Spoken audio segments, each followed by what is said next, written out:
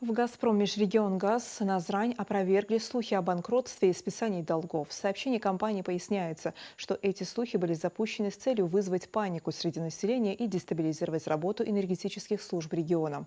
В ведомстве подчеркнули, что банкротство не ожидается, а работа ведется в стабильном режиме.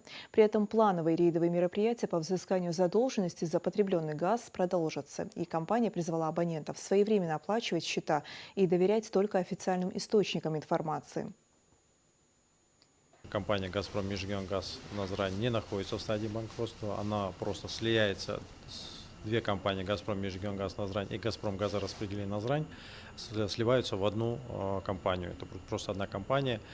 И все полномочия и весь функционал останется в «Газпром Газораспределение Назрань». Относительно списания долгов также такой информации у нас нет. Долги не будут списаны, поэтому у тех дебиторов, абонентов, у которых есть задолженности, я рекомендую им настоятельно произвести оплату своих долгов за газ.